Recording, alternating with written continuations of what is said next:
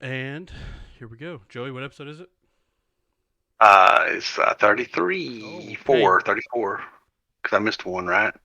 God damn. Damn No. it, Joey. You dumb motherfucker. I was literally on the path of saying, holy shit, he got it right 2 weeks in a row. Because you got it right last week when you were here on the show last week. Weeks mixed up. 33. Okay. 33. 33. 33. Yeah. Next week. SummerSlam is this week. Next week, Joey's going to be like 36. Yeah. 45. Yeah. How you guys doing? Pretty good. Yeah. Dustin, Fantastic. No, Dustin, don't lie. You're in mourning right now, okay? Yeah, you're all right.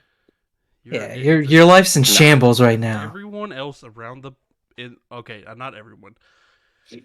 97% of the wrestling community are celebrating, and No, wait. The real wrestling community is that's celebrating. That's why I said like 97%. You got the 3% of people that are like, I don't care. 3% is Dustin and Joey's old fuck friends, compadres, and a couple other people on the internet that I see post stuff. Posting Gareth. Dustin, we're not trying to call people out by their name on. Dustin, you ever hear the saying "not pointing any fingers"? It's like Dustin's unless they're at Joey finger pointing, dude. Just like, nope, that motherfucker right there. That motherfucker. Here's his personal home number. You can call him and tell him about it. Here's his address. If you want to stop by, you want to mail him a letter. Tell him to go fuck himself.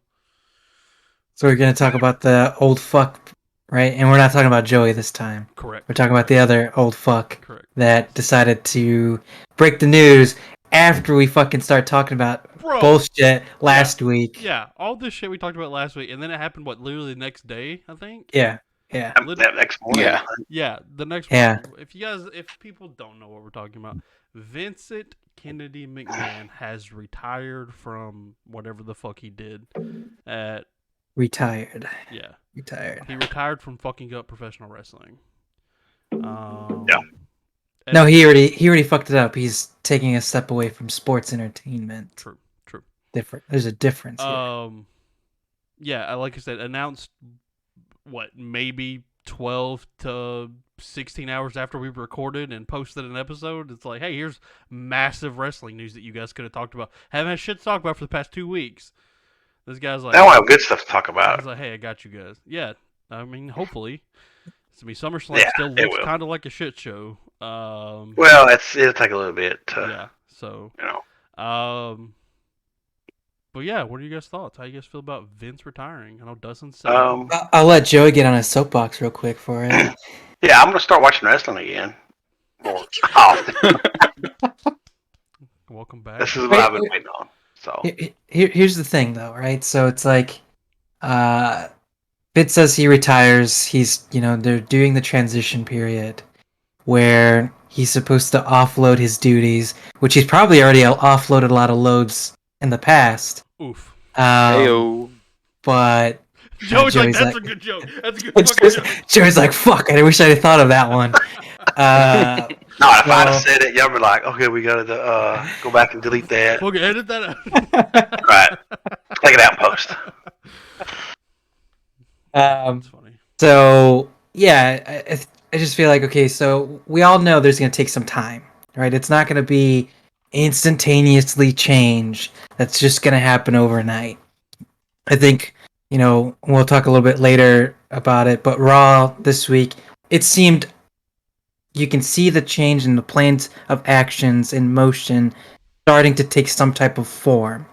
However, there's still a lot of damage, right, to kind of like recoup here.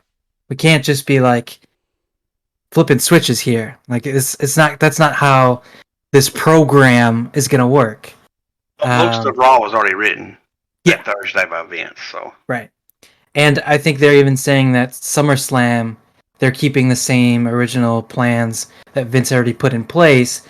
Right? They're not gonna try to. They might, if it sees fit and makes sense, but they might not do anything so oh my god, shock value. I mean, we could be wrong. Like Triple H is Like, well, he's doing the Seth thing. Like, evidently, there's going to be Riddle going over Seth or vice versa, so he's stopping that. well, they're not having that match anymore at all. Exactly. Right. Exactly. They canceled it because of a kayfabe injury, right? Whatever. Fucking gives a shit. They're saving it for the Castle show or whatever. Right. They were gonna just push it. The That's thing it. I've seen is that it's not happening. The original plan was to push it. Now it's not happening at all. Riddle versus Rollins. I seen the thing that they were that the original plan was to push it to Clash at the Castle or whatever they're calling it. I did see a thing that is now no longer happening at all. I could be wrong. Who gives a shit? I don't know whatever. But apparently Rollins versus Riddle might not happen. Whatever. I mean, I could really have cared less if that match actually happened. But going back to Vince giving things up, it's like do you really think that he's gonna have no particular say in the long run, in the end, of him being like, even though I'm retiring, it's still my company. I feel like the only way you can really get Vince out is if you kill the fucker. He's the majority shareholder, Still, but he's not on the board of directors anymore. right? So he's not. I mean, he just owns shares, like the most. So I don't think he's going to do a whole lot, really. They may not want to piss him off or whatever, and just fire Kevin Dunn right away. But that's likely going to happen within the year, within the calendar year. Yeah. Kevin Dunn is going to be fucking fired, or he's going to quit. He'll quit. He'll quit. But he's been slowly cashing out his stock. Oh yeah, he was cashing out. In the last year or so. Within the last month, a couple months, he's been cashing out. Yeah, as soon as Vince that Wall Street and made $150 million because the stock went up 9%. And then he also sold a bunch. Yeah. Yeah. Well, yeah, that's what we're saying. He sold it because he had to pay that money back he stole. That he used company money. That $14 million. He's like, well, I gotta get it somewhere. Fuck. Linda, open up your checkbook. Which they're not even fucking. They're not together. Yeah, exactly. They're not even fucking. Anymore. They're not even fucking. they're not even in the same state. Yeah. They don't even live in the same house.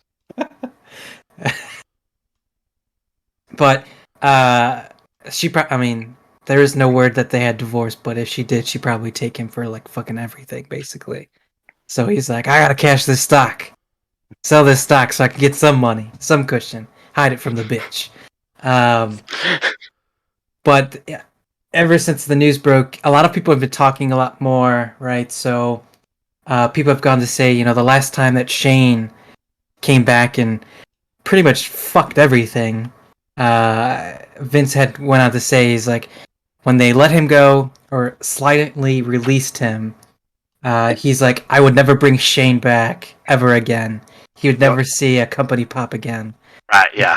Which I think is fucking hilarious. It is. I'd like to have been in the meetings, at that Royal Rumble, because he must have been a motherfucker.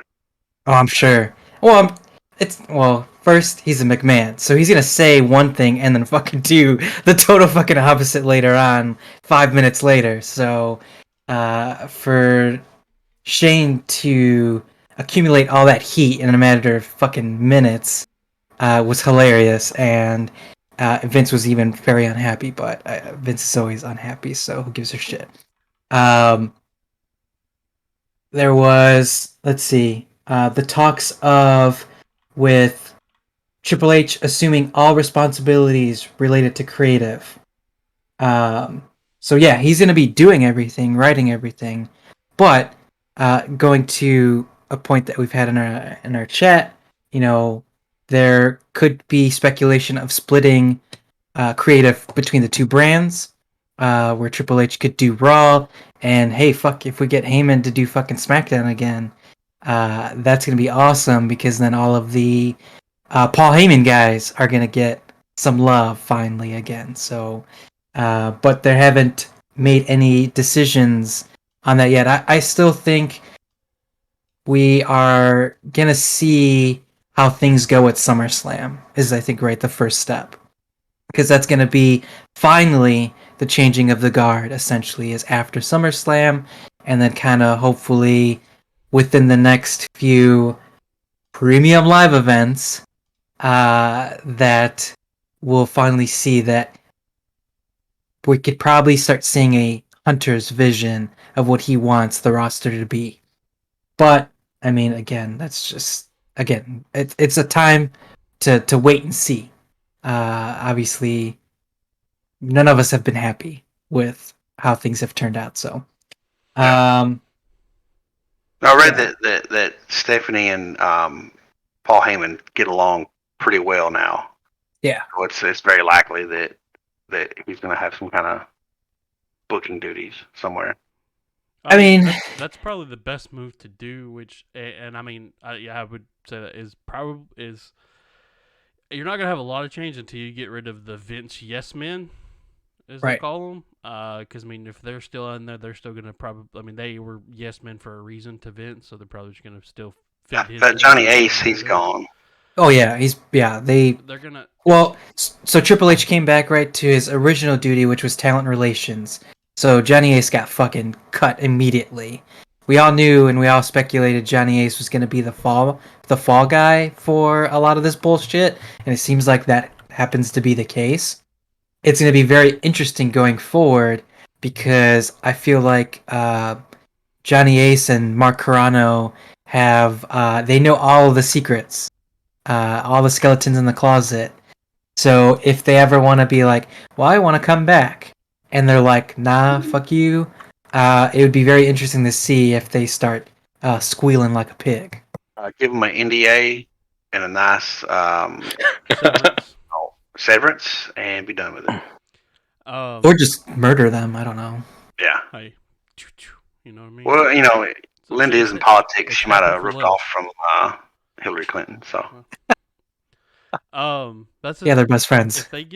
If they get rid of whoever the Vince yes men are, and like they get people like, hey, Paul Heyman's doing this, let him build his creative team. Triple H do here, let him build his creative team. I mean, we've already, the thing is we've seen what Paul Heyman can do, we've seen what Triple H can do, and that's literally set the world I mean, NXT, like I said, Black and Gold NXT was at one point I literally seen a post. Ciampa posted a picture of him and his wife before their daughter was born, and it was right after he won his first NXT championship, like 2018-ish, and he's like, no time like this when this picture was taken, he said he was the biggest heel in the company, Johnny was the biggest in the world at pretty much wrestling at the time. That was one of the best storylines we've had in a long time, was Johnny's biggest babyface, Ciampa's biggest heel, NXT's the best wrestling company in the world.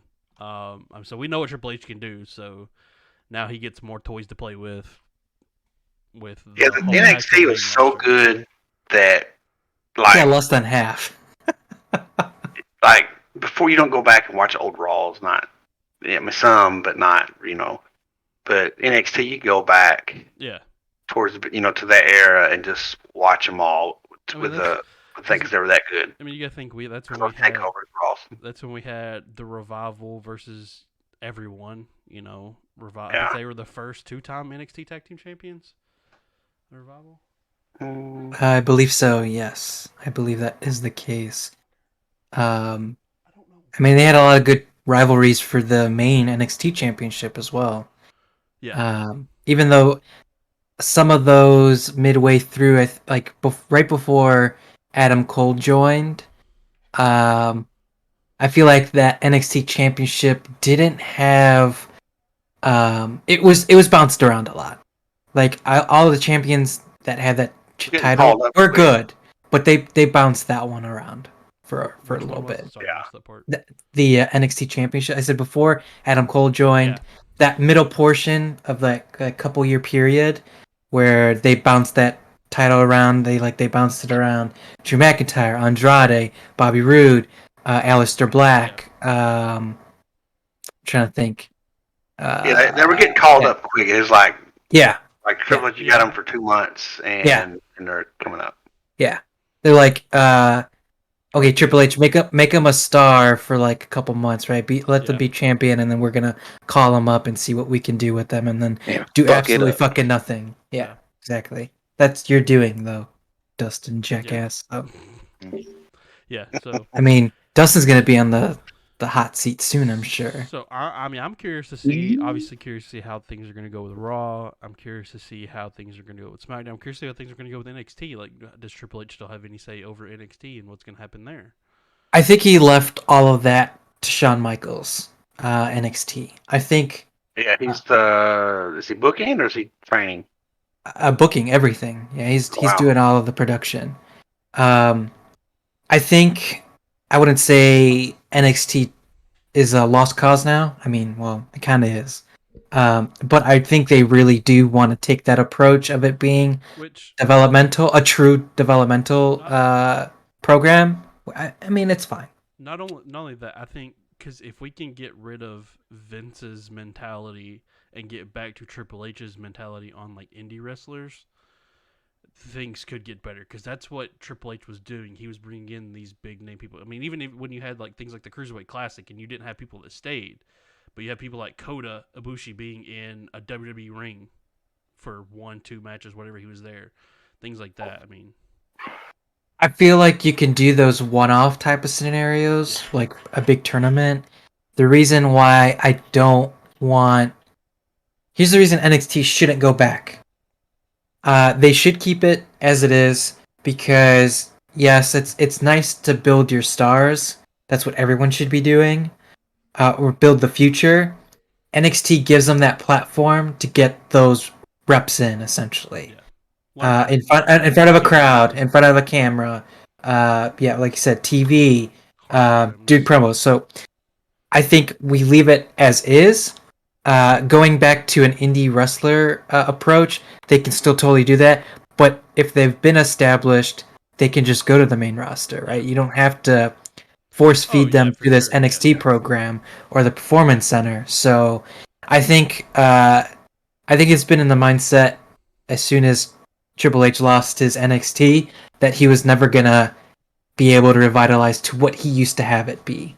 So I feel like they'll just leave it as is. So do we see now, because obviously we've seen a large amount of people leaving WWE for AEW, New Japan, other companies, because I mean you have people like Iconics going to Impact, things like that, W Morrissey, and not necessarily depending on releases, cuts, contract expires, asking for release, things like that, just people leaving.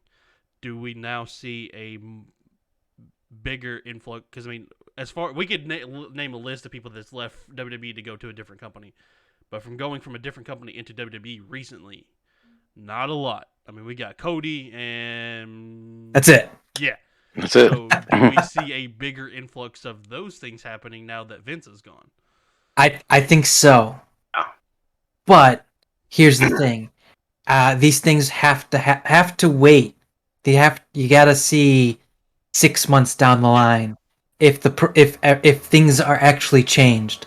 Like all the people that Triple H like, the people that we like, that don't get any fucking TV time whatsoever because Vince doesn't think they're over. Mm-hmm. If they're finally getting the limelight that they deserve, I think that is going to be really enticing for a lot of people that are coming in. I heard a lot of rumors that Triple H is trying to use Cody to be that stepping stone, to be that deployment of being like, hey, bring people over, have people defect from AEW. Yeah. Those are people that I could see doing it, or like names that they've already kind of are like targeting, or like the likes of MJF, Wardlow, Jade Cargill, who we've already talked about before, that Vince's people had liked Wardlow and Jade because of the mold that they have set. Now, I don't think we're going to have this mold anymore. Hopefully not. But people like Ricky Starks was another one that they talked about. Sammy Guevara was another one. I think it's easier for Cody's friends that would jump over. That would be like Preston Vance, who's 10. I don't think QT Marshall would leave because he's still running the... he's a coach, and he's still doing the Nightmare Factory with Dustin.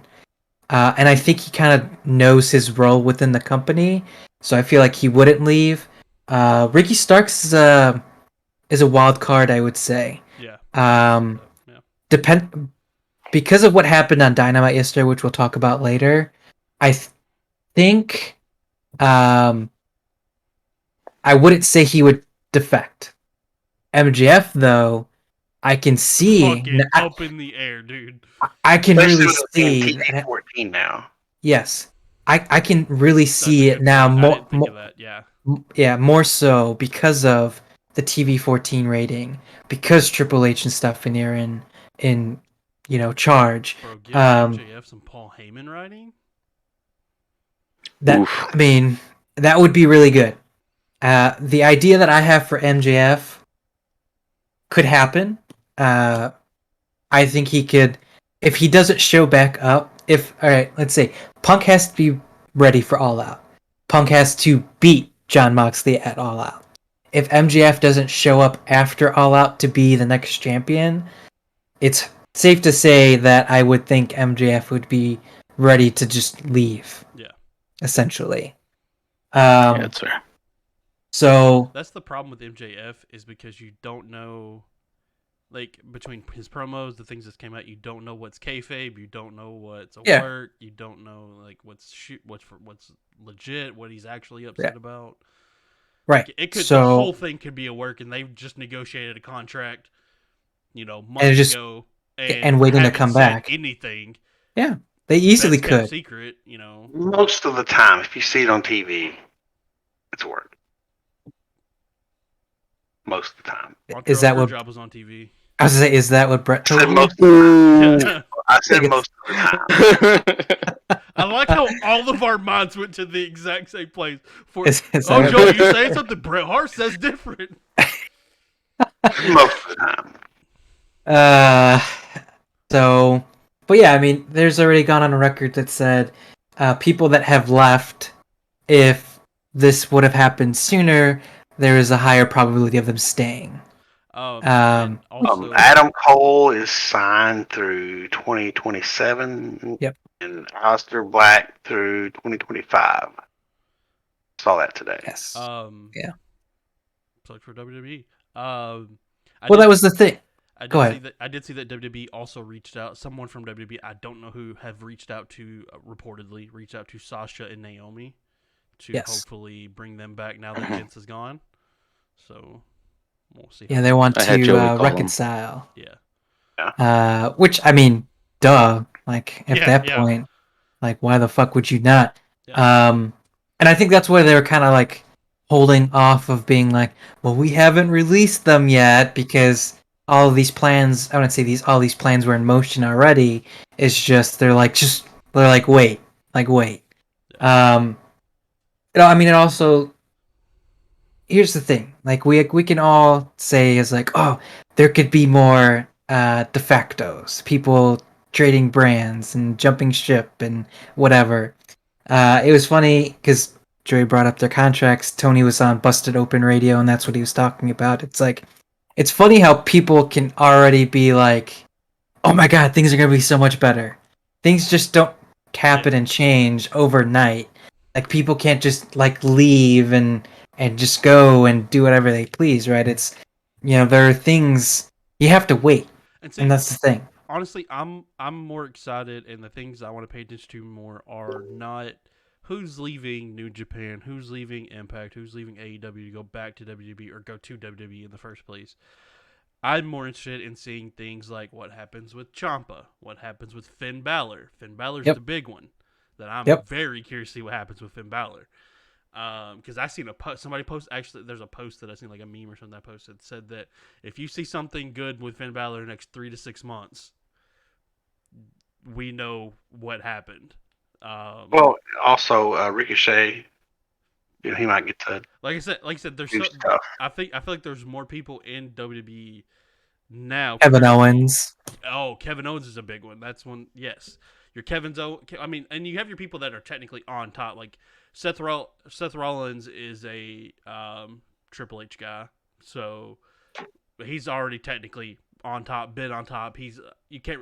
He's like a different kind of tier of he's been there, but yeah, Kevin Owens, Finn Balor, because Kevin Owens has the one Universal run, and then that's it.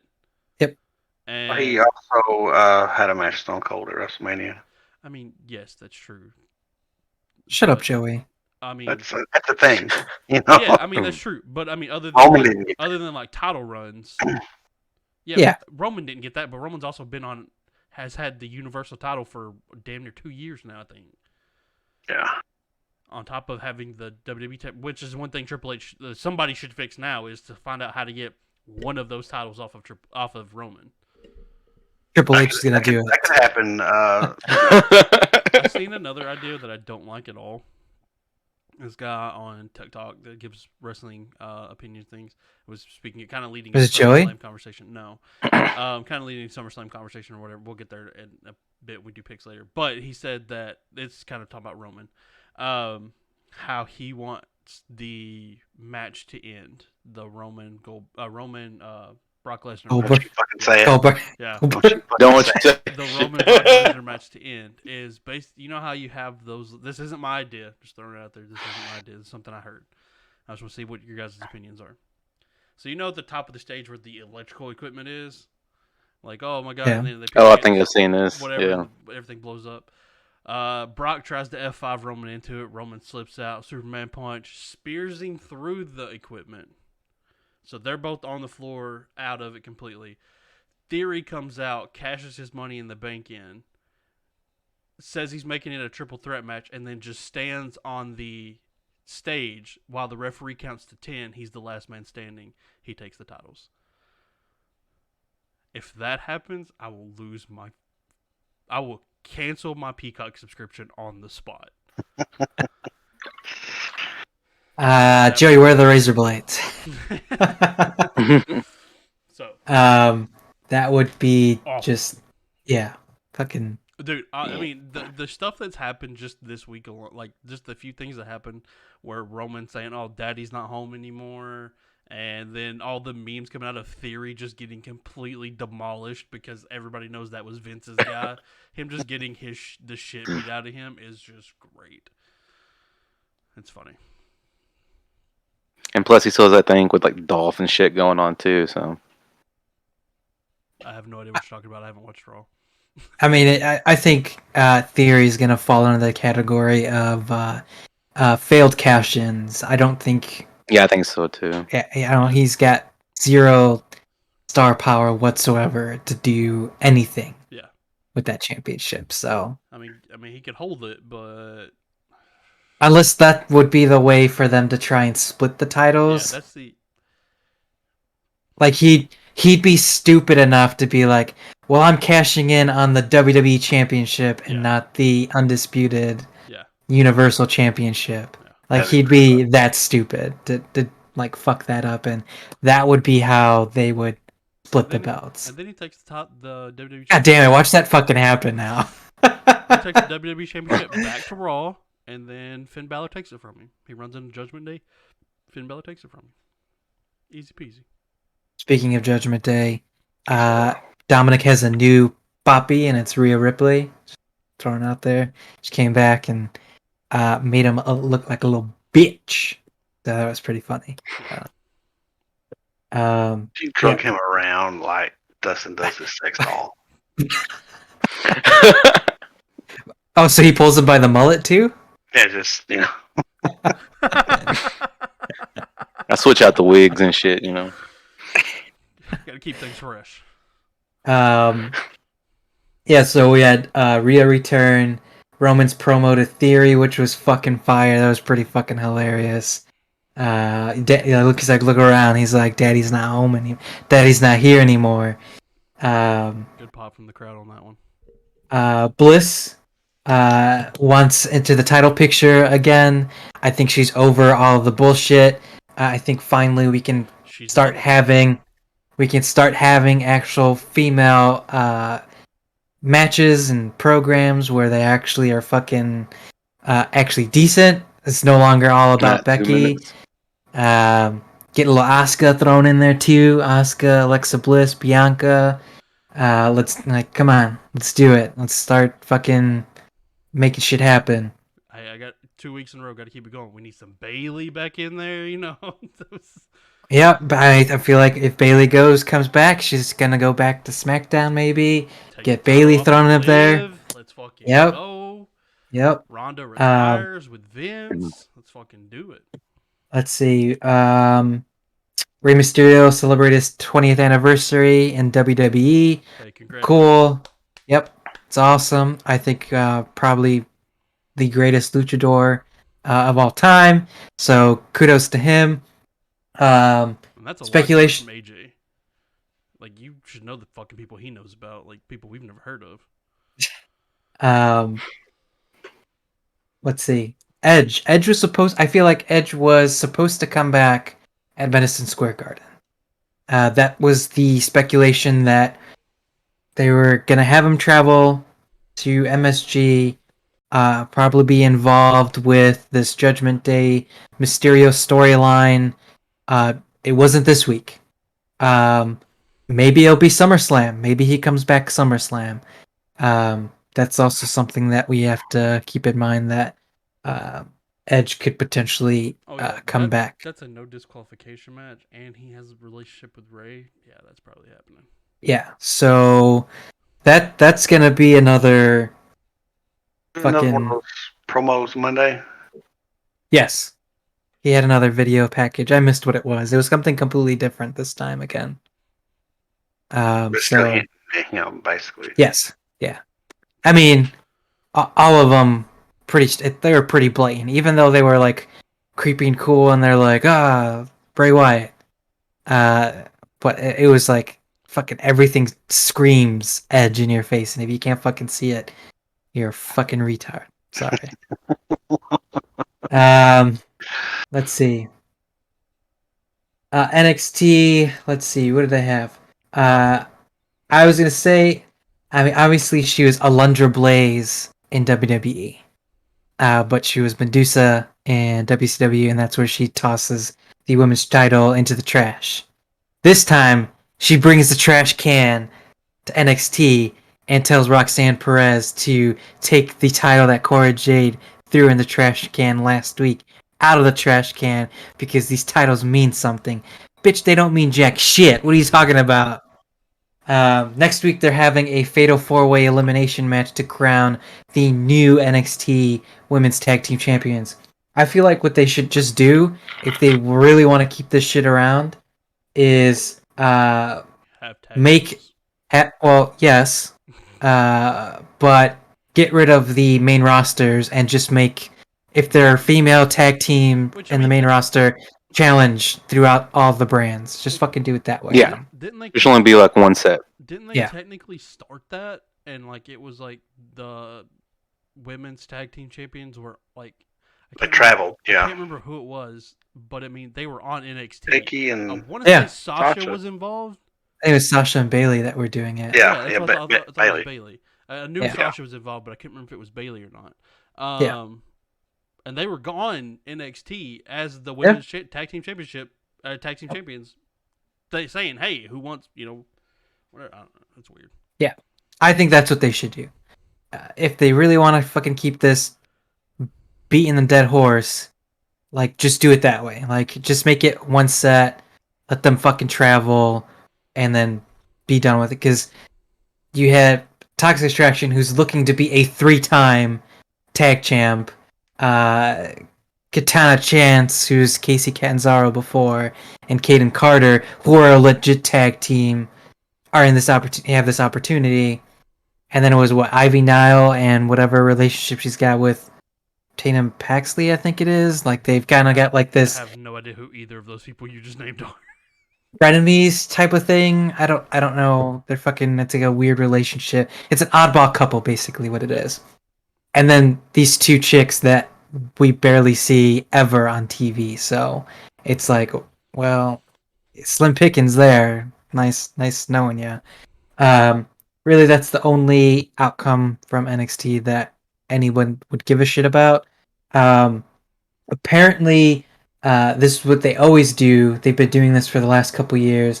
WWE is going to have a show same weekend as All Out. I think it's supposed to be NXT Heatwave show, but looking at the matches that they keep adding to that show, it's like a different day. So it's not even All Out Weekend. But they said that they're gonna do a show at the same time as All Out Weekend, which is like you did that last year, I think, or even the last 2 years, and it didn't pan out for you It's a bad time. so Bob. well. Yeah, it didn't pan out at all well for you. So, them trying to just fucking be stupid still We won't be watching it because where will we be? at All Out. There we go. But again, that's granted if it is an NXT show, they can put it on the Saturday, and All Out's actually on the Sunday. So, Technically, but SummerSlam's on a Saturday too. So yeah, exactly. So again, they could, if they really want to be fucking ballsy and fucking stupid, they could do it for the Sunday, in which nobody's gonna fucking watch is it. there a date for their Clash at the Castle thing that they're doing? Sometime in, I think, August. I think mid-August. Oh, I thought it was September. I don't know. It could be in September. Oh, hey. September 3rd. Nice. September 3rd, 2022. So that's the show. I mean, and it's not just a Wikipedia date. It's on. There's a promo for it. Nice. Saturday, September 3rd. Oh, I mean, it's gonna be in the UK, so that's probably gonna be earlier in the day, anyways. For us, at least. Oh, hey, it has a match listed on it also on this card already. On their Wikipedia. Roman Reigns versus blank or blank. I'll let you guys pick. Well, they're gonna have on SmackDown tomorrow. It's gonna be Drew versus Sheamus. Whoever wins will face Roman at Clash of the Castle. So, Yeah, Drew or Sheamus. which they already are saying Roman's already beating Brock Yeah, that at SummerSlam. So fucking idiots. WrestleMania 40's been announced that it's gonna be in Philadelphia. Who gives a shit? So that's great. AJ has Philly heat. I mean, it's not no Harlem Heat, so True. fuck them. Speaking of T, that was a couple weeks ago though. Yeah. And then Dynamite last night. What we get revealed? We get the Trios title is finally revealed. Was that so when they cut to the again? I watched on mute on Wednesdays. When they just cut to the announce table, was that the reveal, or did they already announce it and talk about it before and I just missed it? No, that was the reveal. What the fuck, dude? That's so stupid. That was the reveal. They were talking about it. There's going to be a tournament, and the finals will be at All Out to crown the inaugural AEW Trios Champions. The reason now that we know that the Trio titles exist is just all plans for bringing back Kenny Omega, because they always had plans for Kenny and the Bucks to be a trios. That's what they plan on doing. But they advertised for next week that the Undisputed Elite will be all back together next week too. So that's going to be great. That's going to be setting up a bunch of shit. Little tease of Hangman joining the Bucks, maybe. Yep. I feel like that's the tease that's obviously going in. But when they're finally going to reconcile and be, friends again, Kenny's probably going to show up. Yeah, Kenny's going to come back. Kenny's going to come back, and they're all three going to beat the fuck out of Hangman. I mean, I don't know about beating. I don't know if the Bucks are going to do that, because they already went on to be like, we had our shit with Hangman already. We're done. I don't know if they would end up doing it. Kenny. Well, I mean, yeah, Kenny's his own man. I feel like they'll just end up feuding against Adam Cole and Red Dragon probably, but we'll see. What else we got? We've got FTW Championship. Ricky Starks beat Danhausen pretty quickly, as Blake had mentioned. Squashhausen, dude. That's my proudest joke I've ever came. One of my top jokes.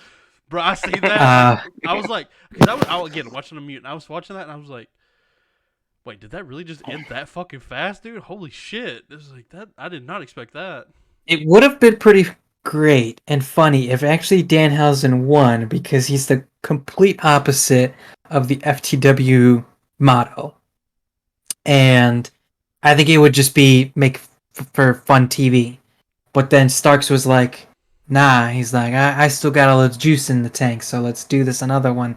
And then Hook came down, and To which it was just I think in the middle of a D&D game, watching that on mute, I was audibly like, "Oh fuck!" and people were like, "What?" And I'm like, "Nothing, nothing at all." Hook becomes the new FTW champion, which is great. Like I mean, it's Taz's belt, and his son is now the champion.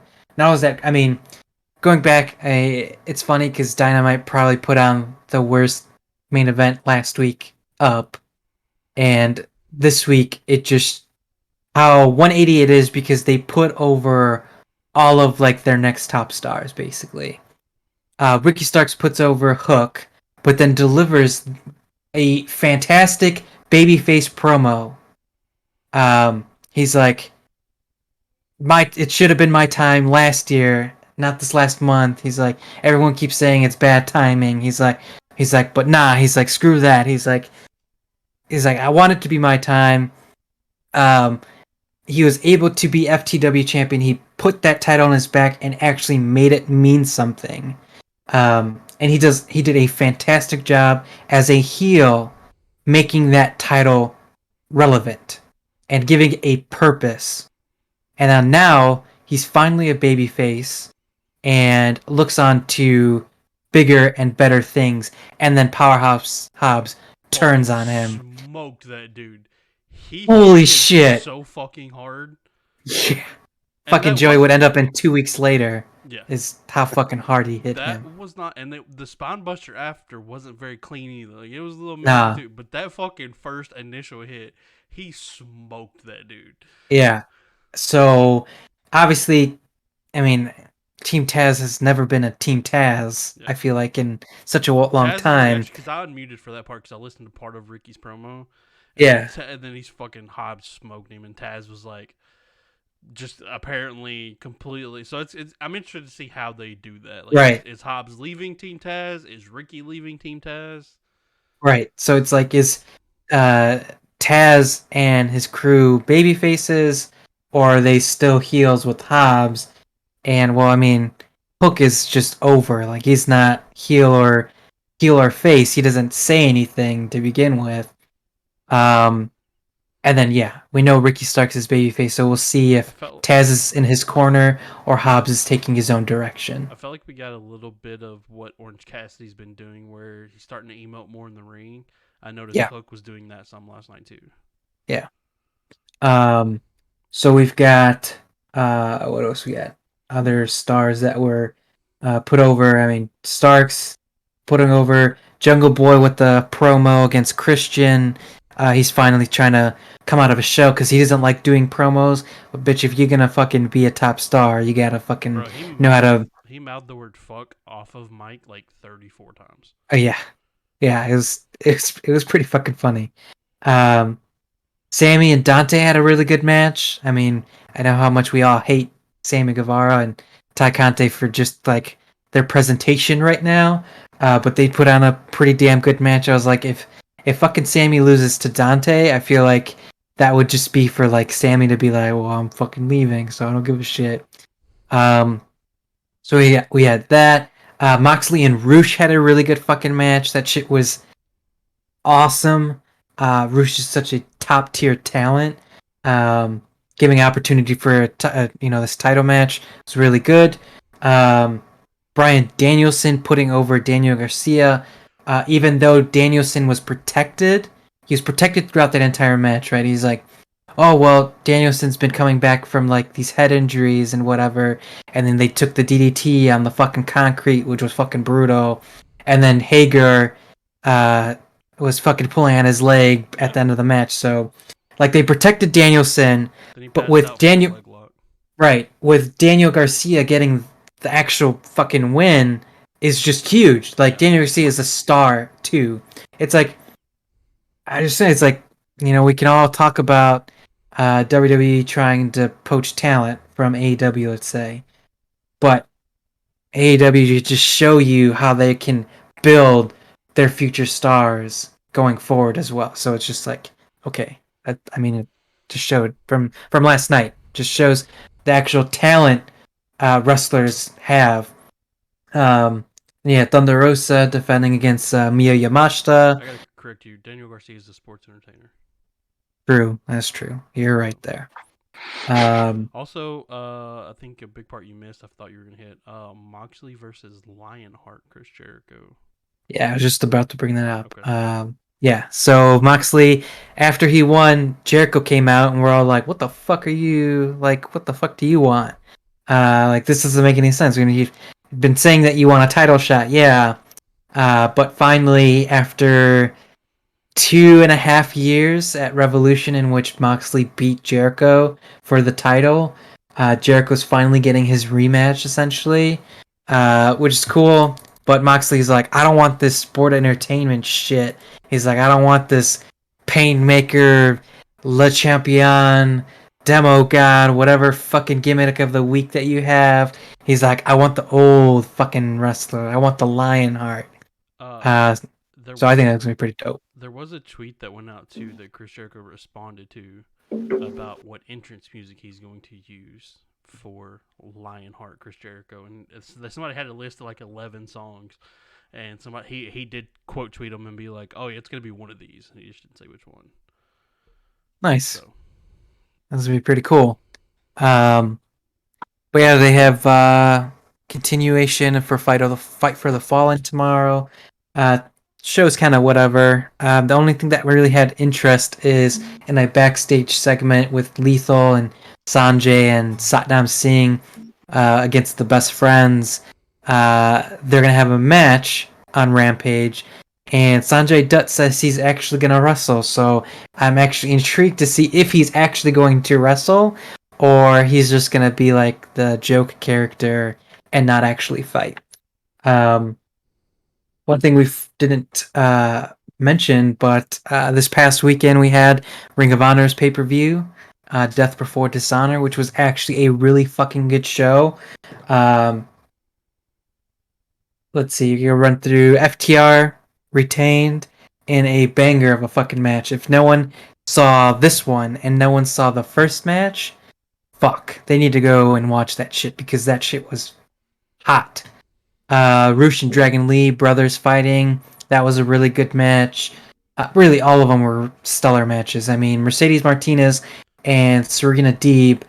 Somehow, I think probably people could be easily sleeping on that match. Actually, turned out to be a pretty good technical classic between the two. The Righteous lost the trios titles to Dalton Castle and the Boys. I kind of saw that one pretty much coming because Vincent is working for Impact, so it's not like you're gonna fucking keep the titles on a group that you're gonna have zero interest in. Tully Blanchard is completely done with Ring of Honor and AEW. He didn't show up to the show. They cut ties with him, probably due to prior commitments with, I think, what did they say? It was like his fucking correctional community religious group or something like that. So that was also more of Brian Cage's tweet. Yes, that's what it was, because it was Tully Blanchard Enterprises. I thought it was related to the Jonathan Gresham news, not the Tully Blanchard news. But I guess they kind of go hand in hand, so... They do, and that's what I was leading into. The first match was the Ring of Honor World Championship. That's crazy they opened the show with that. Claudio Castanoli is the new Ring of Honor Championship. Oh, before that, Wheeler Yuta and Daniel Garcia for the Pure Championship. That was a fucking great back and forth match. You get 3 rope breaks. Only 1 was used. So it just shows how fucking back and forth and the holds that they were reversing against each other was really good. But going back to the World Championship, that was the first match. Claudio Castagnoli is the new champion. For a match that was like 10 minutes or so, it was spectacular. Like, it was awesome. Like, Jonathan Gresham is a fantastic pro wrestler. I understand the emotion and fiery passion that he has for what he does as a pro wrestler. And the quote-unquote lack of communication that may or may not be there. The process is if you have an issue or insight or want to talk about something, you go through the coaches first, which is features like Sanjay, Christopher Daniels, QT Marshall, and if it's something booking related, they relay that stuff to Tony. Tony's a pretty busy guy, let's just say, meaning whatever he's doing. The only time he had to talk to him was prior to the show. And Jonathan Gresham had a very loud conversation with Tony Khan and started cussing him out. Loud enough that everyone can now start hearing what their conversation. That was before the show? That was before the show. A lot of people have gone on, after Twitter, and it's like, professionalism goes a long way. And actually, I don't know if they're not taking a side or anything to throw their 2 cents in, whatever. But he asked for his release, which sucks. Yeah, because prior to the buyout of Ring of Honor, he was like, "Well, I had got offers from Japan and Impact, but I chose to stay with Ring of Honor because it's a company that I wanted to carry on my back." Because I was the champion and I would go to all these promotions and defend the title and want to be the best wrestler. The problem is, and I've even seen it through a lot of his matches in Dark or anywhere else, where the crowd can't get behind Gresham for some reason. Like, they can't get behind the character. And if you can't get over, it's hard to be like, okay, well, what am I going to do with you? Like, how can we do that? And yes, that is the responsibility of the booker.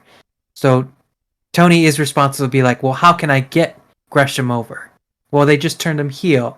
This could have worked, but if you're not happy with the decisions going forward, then it's like, okay, what else can you do? What else can you offer? What are you trying to bring to the table to be like, well, I want to be the face of the company? It makes things a little bit more, I want to say, sour taste, because originally Claudio was supposed to debut at this show. But because he debuted at Forbidden Door, he's on this hot streak.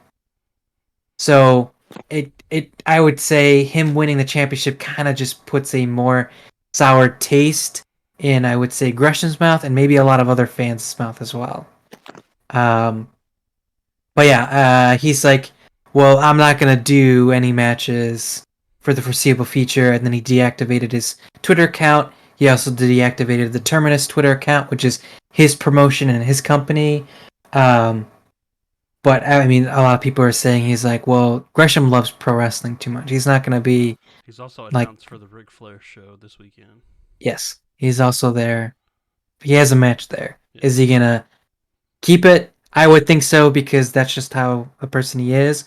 But he signed a long contract, a really long contract with AEW and Ring of Honor. So it's not like he can just be like, well, I'm going to walk away. Yeah, walk away from it. I mean, he can retire, I guess, technically. But I guess.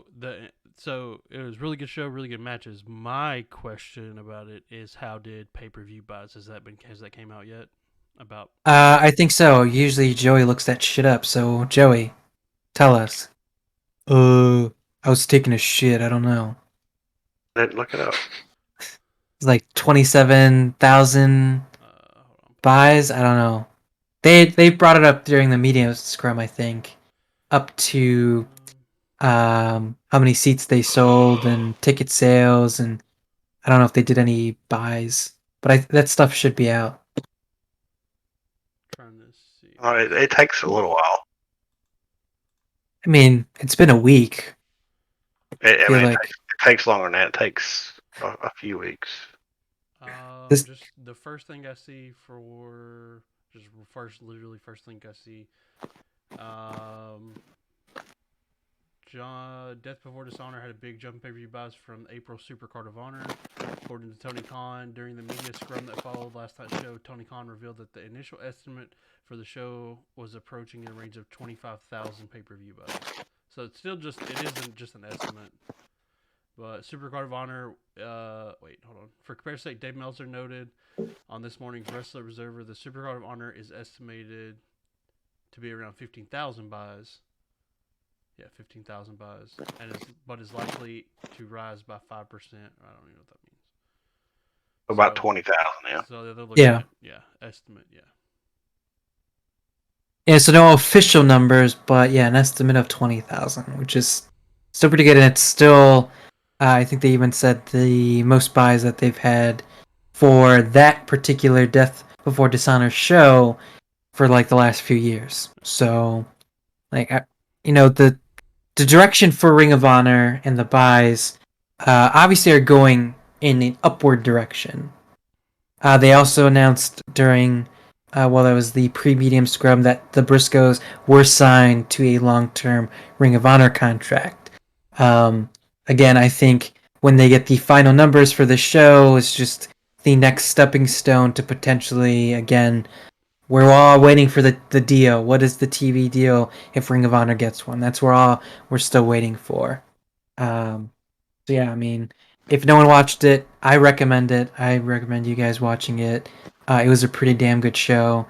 Again, the FTR Briscoes 2 out of 3 falls match, fucking preen, man. Awesome. I seen a thing that said that they can already chalk up Wrestler of the Year, and they should go to Dax. I mean, they're gonna get Tag Team of the Year for sure. Oh yeah, without a doubt. Yeah. Dax has a, I would say a pretty good chance. Like he's easily right up there for sure. Like he's making a really really strong case for sure. But yeah. All right. I guess we're done with news for the week. Ready to get into the meat and potatoes of the show. Which last time we did one of these parts of the show, it took us approximately 10 minutes to do it. So if that's what you want to get to the meat and potatoes of the show, this weekend, Saturday, it is SummerSlam. Dustin's going to be in the building. boy. Yeah. And I mean, we know what happened last time Dustin was in the building. Wait, I don't know. Do we know? Fucking song cut this. Oh yeah, the sign caught on fire. Sign caught on fire. Yeah. The WrestleMania sign caught on fire. That's true. Royal Rumble they had a good show, right? Nah, it was ass. No. Nothing happened. The men's Royal Rumble was absolute garbage. This is what we have to look forward to: is that Dustin's at another event. Yeah, Dustin's at another event, so the show's gonna suck ass automatically. I didn't even think about that. So we get SummerSlam and the same weekend Ric Flair's last match show, in which Joey's gonna be there for that. He said he's got to get his. He's like refereeing one of the matches. Yeah, it's old people only on the card. 8 matches for, and that's if they don't announce anything tomorrow and don't announce anything for Seth Rollins. Because looking at this, Rollins is not on this at all. Rollins will probably be like during, I think. So, like I said, there's 8 matches on this one. We're gonna start at the bottom of this because for some reason it puts the best match. I mean, it puts like the main event at the top. So we're gonna start here with a no disqualification tag team match. The Mysterios, Dominic and Ray versus Judgment Day, Damian Priest and Finn Balor with Rhea Ripley. The champion's not here, so I guess we can fight over who picks last. I want to pick Judgment Day just because I want Finn to win. But if Edge comes, and because they have Rhea with them, but if Edge comes back to help the Mysterios fucking win, I'm just gonna be so fucking pissed. Like, why do the Mysterios need to fucking win, of all fucking people? Like, they... Rey Mysterio, dude. I'm happy for Rey Mysterio, but fuck off. The Mysterios can fuck off. Yeah, the Mysterios can fuck off. If anything, this could be the point where Dominic also turns on Ray finally, which is what we've been fucking kind of waiting for. Yeah. Waiting for. I had an idea. What if Edge comes out like he's gonna help, but then still beats the fuck out of Ray and Dominic and still is a member of Judgment Day? That'd be just fucking weird. That would be weird. That's some Vince Russo shit. Word. That would be fucking Vince Russo shit. I'm gonna Um, pick the Judgment Day just because I want the Judgment Day to win.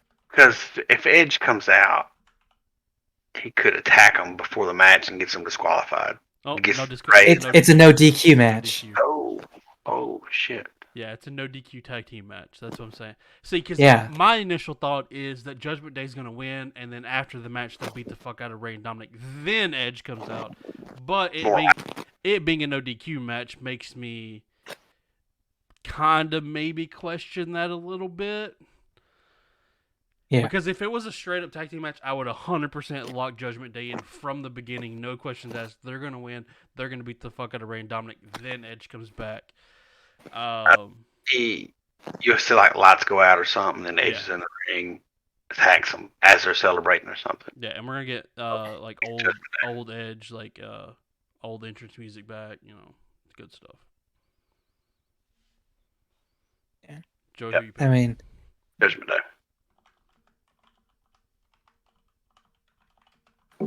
Dustin? I'll take the Mysterios. Oof. Don't want to. I'm gonna pick Judgment Day as well. and that's it. Dustin just won the belt right there with Probably. that stupid ass pick. That That stupid ass match. We have a singles match. Logan Paul versus The Miz. Who the fuck cares? Yeah, Logan. A fucking comet could hit the fucking stadium during that match, Well, and it yeah, would be Dustin's fucking gonna be- better. Dustin, run for your fucking life. I That's even more reason for AJ want it to happen. I mean, I say it's- it's funny. AJ's like a Yeah. fucking meteor could hit during the match and it'd be better. And I'm like, well, Dustin's gonna be there. He's like, 2 meteors hit it. Get that motherfucker. Tennessee's gone. Then he's gonna sell It's my over. ticket. Then he's gonna sell my AEW ticket. I got.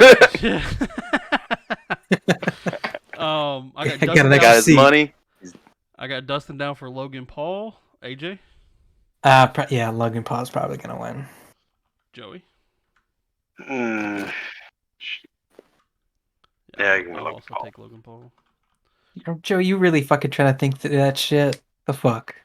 I seen the thing. Jake Paul tweeted that him and his brother are both on Yeah. Madison Square Garden at Yeah. the same time. That was fucking stupid. I would have been Oh. like, that stadium needs to blow up then, if that was the case. Singles match for the WWE Raw Women's Championship. We have Bianca Belair, the champion, defended against Becky Lynch. Bianca, I'm never fucking picking over that chocolate goddess there. Just because Becky needs to lose again, right? She's not hit rock bottom yet. She keeps saying I hit rock bottom, and then they keep winning all these fucking matches. She calls it the manhandle slam. I don't know why they keep saying rock bottom. Dustin, Joey. Bianca. Give me Bianca. Okay, we'll say Bianca across the board. Adam's gonna take Becky. Put Probably. it down. Joey should have picked Becky. No. He should have. He did pick Now her we first. have, the bathroom break of the night. We have the singles match for the WWE SmackDown Women's Championship. Champion Liv Morgan versus Ronda Rousey. Back the fuck We already up. have your pick, Blake. This entire show is a bathroom break. I mean, you're not wrong. For Joey, for sure is. Definitely. He's like, I'm gonna be shitting all 4 hours through. I bet this Blake, is you really already made hard your for pick Blake. last week. Yeah, I'll bet fucking that- do it, dude. I ain't fucking scared. I bet this is a Fucking tough choice. I swear, if Bailey, you guys will never hear the fucking end of it. If somehow Bailey wins, as fucking gets that championship, you will never. That will take on my gravestone. It will say predicted 2022 SummerSlam Bailey's return and winning SmackDown Women's Championship. It's gonna be so. It's gonna be like Adam and his other stuff. Yes, Like he Chris, keeps Chris commenting Carson about. retiring. Yes, it'll be the same thing. Okay. Hmm. Okay. I fucking typed it out too. Fucking Bailey. Here we go. I don't care. Okay. Live. Picking Bailey to win. Yes, fuck you. I'm not picking Liv and I'm not picking Ronda. Go fuck yourself, dude. I will not do it. I refuse. I fucking type Bailey out. I don't care. She can't win. She's not in the match. She might not even show up at SummerSlam. I don't give a fuck. I'm not picking Liv. I'm not picking Ronda. I'm picking Liv. And you know Adam's going to be picking Liv, too. That's the only match he's going to pick. Yeah. Joey? He picked Liv. Like you said, Dustin's already won this with the fucking Mysterios match. I don't fucking care anymore. I've got nothing to lose here. Long as it gets off Adam. We all have nothing to lose. Shut the fuck up, AJ. I think I have Liv beat Ronda. That just don't. They're just gonna do it. I just told you, she's not. Fucking Bailey's gonna beat them both. I just fucking told you. Just hold on. Spoiler alert. Ronda would have to no-show SummerSlam. We just seen this a year Ronda. ago. We just seen this a year ago. Becky came back at the end of after Bianca won her title or won her match, or whatever. Fucking Becky came back. Pretty sure that was SummerSlam last year, wasn't it? It was. That Becky came back, had a match after, and was the fucking champion. Boom. Do the same thing with Bailey. Who are you picking, Joey? Ronda? Fucking dumbass. Is that how you spell Rousey? It is how you spell Rousey. Who cares? Just put True. Dumb Ronda. Next up, Big Ronda. We have a tag team match for the undisputed WWE Tag Team Champions with Jeff Jarrett, Double J, serving as the special guest referee. Who the fuck knows why? Because they're in Memphis. They're not in Memphis. They're in Nashville. Know your fucking Tennessee places. Wow, dude, come on. Everything's the same. Everything's the It's not same. fucking Chicago, so who fucking cares? Yeah. You know what? It's better than Jonesboro, so fuck you. They get all confused because they're like 30 cities Not wrong. down Chicago. They still call it Chicago. Yeah, true. Chicagoland. True. Like I said, Fuck you, Joey. tag team match for the undisputed WWE Tag Team Championship. We have the Usos, who are the champions, defending against the Street Profits. I picked the Street Profits last time and they fucked me. But I really think this could be the time the Street Profits actually win. Because, I don't know. This is for the undisputed. Yeah, both. Both bouts. Usos. All 4 titles. Usos. Yeah. I'm going to say Usos too. Yeah. Dustin? Just give me the Usos as well. I think they'll hang on to him until Roman at least almost loses his. Dustin? Comes close. Usos. Usos. All right. Oh. AJ's ready for this one. Fuck this. AJ's ready for this one. He's most excited for this match. It's his favorite one that he's going to pick. We have a singles match for the WWE United States Champion. We have the almighty Bobby Lashley, who has continuously, every time, fucked AJ over on picks. He picks him, he loses. He picks against him, he wins. Every time. How will it go this time? Bobby Lashley versus Steve. AJ, let's start with you. I'm picking Bobby Lashley. If this motherfucker lose, I quit the show. Bobby, you heard it. All the pressure's on you. Dustin. I'm going to take Bobby. Joey. Bobby. Lashley across the board. I will also take Bobby. That means he's losing. Fucking Adam's gonna pick Theory and win the fucking championship again. Kill myself. Then possibly what could be the best match of the night. We have a singles match, straight up 101. Pat McAfee versus Happy Corbin. Should be Pat across the board, baby. Yeah, we don't even need to talk about this. Joey. Pat McAfee. If Adam picks Corbin, I'm kicking him out of the show. Big stretch. Yeah. I'm gonna kick him out of the group permanently next time. And then our main event, All chat. we have a last man standing match for the undisputed WWE Universal Championship. Roman Reigns with Paul Heyman defending against Brock Lesnar. In a last man standing match. I said that. No, I was making a point. Oh, yeah. In a last man standing match, I usually like last man standing matches because, violence. You get violence. Speed. Momentum. But someone was saying about Shout out Dr. Disrespect, dude. it being Roman and Brock in a last man standing match is probably going to be the most boring as shit ever.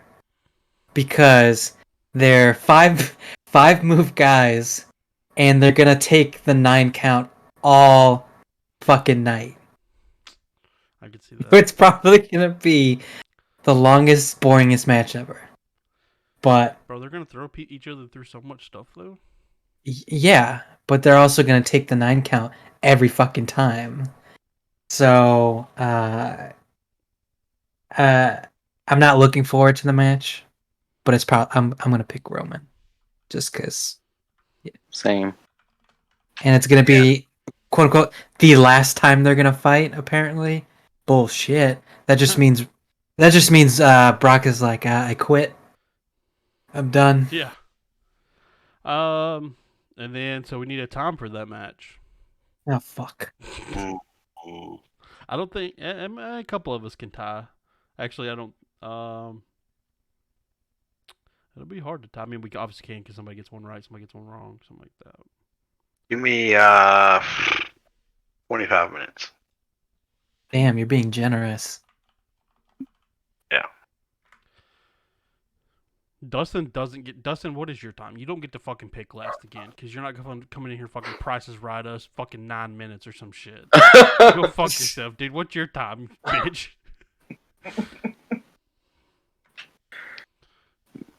Man, I'm gonna prices right it. Damn.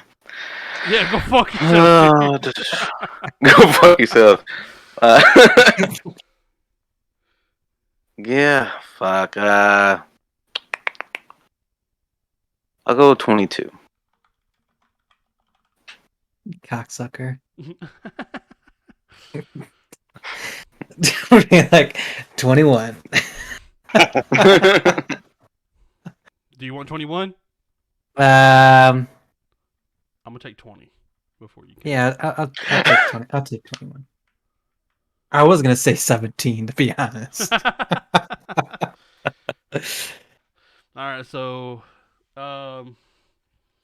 It's gonna take 5 minutes for both of them to do their entrance. Really, the only differences we have on this is Dustin taking the Mysterios. We have 3 options for the SmackDown Women's Championship. 2 people's got Liv, one's got Ronda. Fucking, I'll die on that grave. I'm going with Bailey. That's it. Actually, that's the only differences that we're across the board with the Usos, Lashley, Pat, and Roman. So really, the only differences we have are the SmackDown Women's Championship and Mysterios versus the Judgment Day. Those are the different. We don't have Adam's picks yet, so I'm sure those will be off the fucking wall. So Probably won't even make any. no, this is a WWE show. He's got to make them. That's gonna be interesting when we do our show in Chicago. Just don't tell him. Picks. I've already said that to him. Unfortunately, I was hoping to have him before the end of the show, and he's like, "Oh, I'll do them after work." Hopefully he forgets. It's gonna be interesting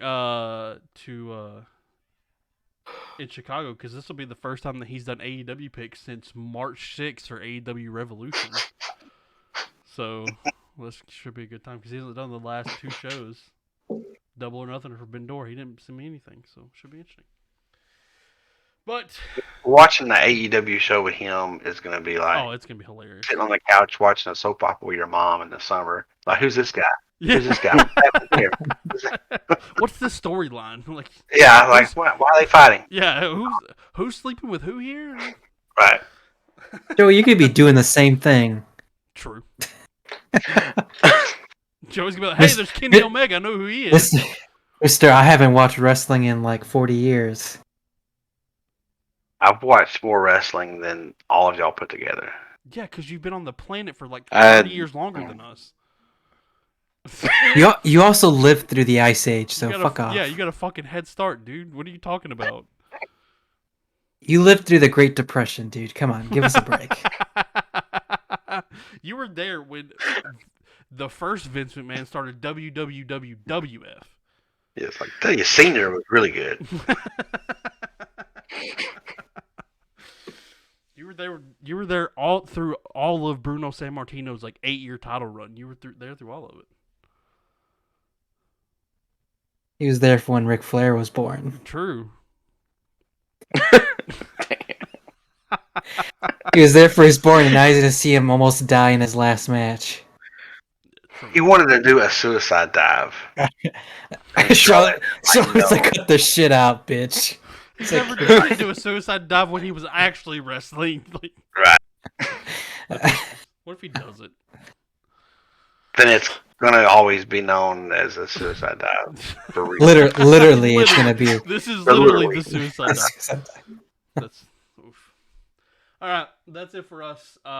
We will be back next week. Talk about how awesome SummerSlam was, right, guys? Optimism. Yep. Hey. For sure. Right. 5 stars. Oh, okay. That's a little bit too much. It's gonna be like a takeover. Hey, Triple H. Yeah. Maybe. No, it's not. But it can get there.